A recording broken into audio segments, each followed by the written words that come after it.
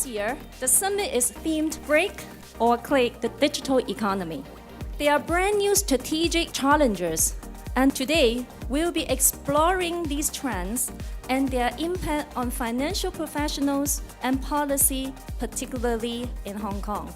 We understand China have One Belt One Road initiative. Not only we can make friends, it's also helping our economy. And Hong Kong, how we can position ourselves. So the government also set up a commission for One Belt One Road initiative. So we are looking into working with all the professional, with all the infrastructure player, as well as technology player, how we can position and partnering with China counterpart to work with the Southeast Asia and Eastern Europe countries. China's first, world's third largest financial center, well-established financial ecosystems. We are the largest global offshore RMB center, which is very important. The nation needs us to work out on the exchange rate of the RMB. So Hong Kong will remain to be a very important center for our nation. Technology should be fun. So let's having some fun before we have our break.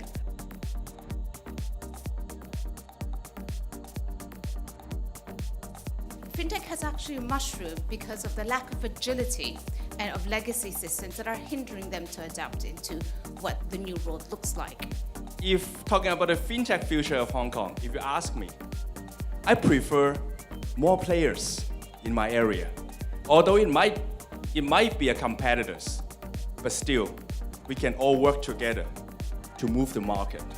With the fintechs coming and playing in this space, I think they can come up with some of the technologies available in artificial intelligence, so can provide the wealth management advisory to not only through bank, but through their internet and other channels. The most challenge is the actual mindset and the structure change of how we do things, right? Because traditionally we are more centralized and more, a silo. But now we need to be decentralized and connected. Security is very important, but convenience and user experience we have to consider as well. And for e-payment, apart from the authentication, as I mentioned, there should be some payment provider that provides some intelligent fraud detection tools or management tools that can effectively reduce the chargeback case or some suspicious transactions. I think it is a challenge for us, particularly in the distribution, sales and distribution area, but also gives us a lot of opportunity to broaden our distribution channel as well. Now it's sort of democratized that whole process. So there's, in equal measure, I think there's the threats, particularly from technology startups and big technology companies rather than traditional competitors. But there's also a lot of opportunity for us. With all these new players coming in and then with all these new disruptive technologies, I can see that in the Hong Kong market actually is now also moving very fast in terms of the mobile payment development. There will be many more new products and many more new technologies introduced. So I believe that Hong Kong will not be lagging behind the other countries in the fintech development. Specifically Hong Kong consumer market, the consumer is reacting very fast. They pick up new things super fast if you can provide to them. It's one of the characteristics of the Hong Kong market. If something is good and is spread to the market publicly, it could be game-changing immediately. Online and offline, I don't see they are competing. The statement is competing, but eventually when you look at this, it's complementing with each other.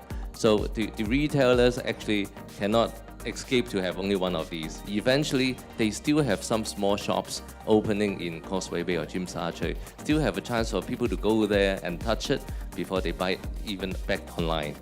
So first type of people are people who watch things happen. We CFOs are very good at this. What we should look at is the second type of people, people who make things happen. Just like our speakers today, they made things happen. They brought technology to our front door, into our house, into our business, and they pushed the government to make changes.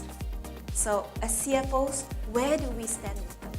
Digital technology was named one of the major factors that will affecting the profession in the future. It's an opportunity to make us become more relevant and more important than ever before. We need to prove that we can create value and shape the business and support the sustainable growth in the future.